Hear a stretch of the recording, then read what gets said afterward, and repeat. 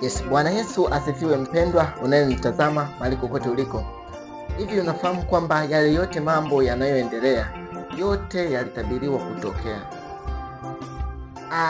Vita, majanga mbalimbali, watu kujipenda wenyewe, kupenda fedha, kupenda mali zao kuliko kumpenda Mungu, yale yote yalitabiriwa yatatukia. Tunapoona yanatukia, yanatukumbusha ujio wake Yesu Kristo, kwamba Yesu yupo karibu kuja. Au tujajua kwamba ni muda gani ambao Yesu atakuja, ila kwa mambo ambayo yanaonekana taifa moja linapigana na taifa jingine, yanatukumbusha ujio wake Yesu Kristo. Naitwa Pastor Clinus wa kanisa la House of Glory International Church lililopo Dodoma mjini, Miganga East, liko chini ya askofu mkuu wa kanisa Livingstone Somba Mwambapa.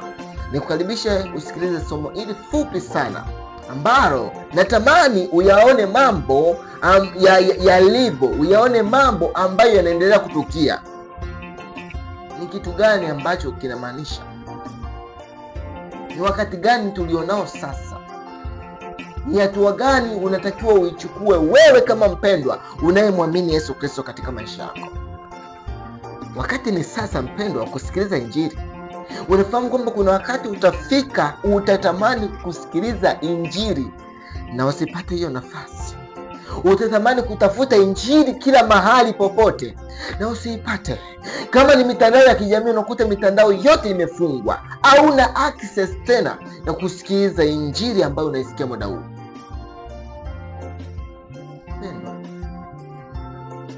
Sasa hivi Roho Mtakatifu yuko ndani ya watu, yuko anaendelea kufanya kazi ndani yetu. Kwa ni muda unaposikiliza Injili, isikilize, ishike na chukua hatua mapema, ili Yesu akirudi akukute ukiwa salama. Mambo yanayoendelea katika ulimwengu wa leo ni mengi, na wakati mwingine unaweza ukaishabikia vita, kwamba kuona taifa fulani linapigana na taifa jingine. Wengi wanashabikia, wanaona kawaida. Kumbe majira, Yesu anakaribia kurudi. Yesu anakaribia kurudi. Sasa utashangaa kama taifa fulani lilikuwa linagombania labda mafuta. Hapo nyuma mafuta ya kuwepo yalikuwepo.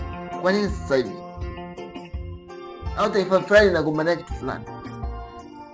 Au watu wenyewe binafsi wanajipenda wenyewe kuliko kumpenda Mungu. Watu wanaipenda pesa kuliko kumpenda Mungu. Wanazipenda mali zao kuliko kumpenda Mungu. Yale yote yanatukumbusha kwamba Yesu yupo karibu. Yesu yupo karibu kuja. Au tujajua ni muda gani ambao Yesu atakuja. Kazi yangu ni kukuhubiria Injili, kwamba Yesu akija akukute ukiwa hai ndani yako, akute taa inawaka ndani yako.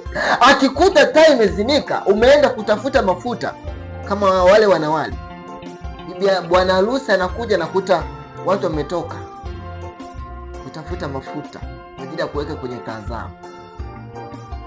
Wanawali wanarudi wanakuta bwana harusi ashafunga mlango, kama nyinyi hamstahili katika karamu hii, mlikuwa hamjajiandaa. Kwa hiyo kujiandaa, muda wa kujiandaa mpendwa ni sasa. Muda wa kujiandaa mpendwa ni sasa. Hakuna wakati mwingine zaidi ya sasa. Unaposikia Injili, chukua hatua. Tusome waraka wa pili wa Paulo mtume kwa Timotheo sura ya 3 na ile haya kuanzia mstari wa 1. Maandiko yanasema, lakini ufahamu neno hili, ya kuwa siku za mwisho kutakuwepo nyakati za hatari. Maana watu watakuwa wenye kujipenda wenyewe, wenye kupenda fedha, wenye kujisifu, wenye kiburi, wenye kutukana, wasiotii wazazi wao, wasio na shukrani, wasio safi, wasiowapenda wakwao, wasiotaka kufanya suluhu, wasingiziaji, wasiojizuia, wakali, wasiopenda mema, wasaliti na mambo mengine mengi. Yametajwa mambo mengi. Je, mpendo, uko katika jambo gani? Yamkini kuna mwingine anaona kwamba ana pesa na viherahera, anaona kusaidia wakwao, wa nyumbani kwao ni shida. Yaani mtu yuko tayari kuwasaidia mtu baki, lakini kumsaidia mtu ndugu yake anaona ni shida tena. Watu wanajipenda wenyewe kuliko kumpenda Mungu. Mtu anamuona kumdharau mzazi wake ni kawaida, it's normal. Heshima imeondoka, yale maadili yaliyokuwepo yanaanza kuondoka. Unashangaa kitoto cha darasa la pili kinamdharau mtu mzima, mzee. Heshima imeondoka, maadili yanaondoka. Watu wanakosa uwepo wa Mungu ndani yao. Mitandaoni wengine wanajiposti wakiwa uchi na hawana aibu. Wengine wanajiposti wakiwa wanatukana na hawana aibu. Wengine wanatunga muziki ya matusi na hawana aibu, hawasikii shida ndani yao. Wengine wakisikiliza nyimbo za matusi wanasikia raha ndani yao badala ya kujutia, kuumia. Mpendwa, nyakati za mwisho ni nyakati za mwisho. Yale yote ambayo yanatukia yalitabiriwa. Mpendwa, jiweke tayari, jiandae wakati wowote Yesu akija kulichukua kanisa na wewe upate kuwa miongoni mwao. Usibaki. Mambo yote yanayotukia yanatukumbusha ujio wa Yesu Kristo. Yesu akija apate kulichukua kanisa, apate kuwachukua walio wake, apate kumchambua mmoja baada ya mwingine. Maana Yesu ndiye hakimu wa kweli. Hautatoa rushwa na kila jicho litamuona kwamba huyu hapa mfalme amekuja. Anakuja kutoa hukumu. Kila mtu atajichunguza ndani yake, maisha yake yalivyokuwa. Kumpendwa, fanya yote, lakini Yesu Kristo atabaki kuwa njia ya kweli na uzima, na bila yeye hautaenda mbinguni. Kwa hiyo wewe kumkiri, kuamua kumchagua yeye, kuamua kuishi na Yesu Kristo katika maisha yako. Ukimchagua yeye na ukaishi ndani yake na ukafa na Kristo, mpendwa, utaingia katika uzima milele, utaingia mbinguni. Lakini ukifa na dhambi, mshahara wa dhambi ni mauti. Usipite ukapuzia Injili ukasema mimi nitakuja niokoke baadaye. Wakati wa kuokoka na kumpokea Yesu Kristo ni leo. Hakuna wakati mwingine zaidi ya leo. Mpendwa, Mungu akusaidie sana. Mungu akusaidie sana. Basi niombe pamoja na wewe unayenisikiliza mahali kokote uliko. Yamkini unatamani kurejea nyumbani kwa Bwana, lakini bado kuna mambo yanakuzuia. Nataka nikwambie kwamba wewe chukua hatua ya kuja kwake Yesu Kristo. Hauwezi ukajibadilisha wewe mwenyewe kwa akili zako, hautaweza.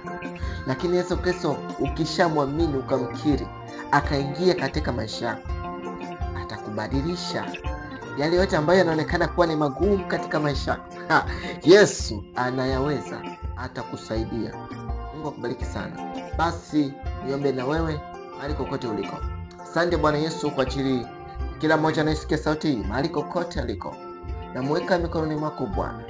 Tazama, kuna yule anatamani kubadilika, kupokea wewe Yesu Kristo. Achilia rehema zako wewe Bwana kwa kila mmoja anayesikia sauti hii. Rehema zako wewe Bwana zikakae katika kila mmoja mahali kokote aliko. Maana wewe Mungu sio mwepesi wa hasira na ni mwingi wa rehema. Unamsamehe yeyote anayekuja mbele zako kwa unyenyekevu. Basi wewe Bwana, nikiamini kwamba Mungu unatenda, unaweza, achilia mkono wako wenye nguvu, achilia rehema zako katika kanisa lako, kwa watu wako wote wanaosikia sauti hii, katika jina la Yesu Kristo. Mfalme amani, Mungu wa majeshi, Mungu unaishi, unayetawala, tukufu, sifa na heshima upewe Mungu wa majeshi. Naomba yote kwa jina la Baba, la Mwana na la Roho Mtakatifu. Amen. Mungu akubariki sana. Nikutakie wakati mwema. Usisahau kufuatilia peji zetu Uponyaji Kwaya pamoja na Pastor Clenos Ponsiani. Zote hizo zinaendelea kupatikana, kuposti mahubiri na vitu mbalimbali. Yesu yupo karibu kuja. Je, umejiandaje? Wewe jiweke tayari, wakati ni sasa. Mungu akubariki.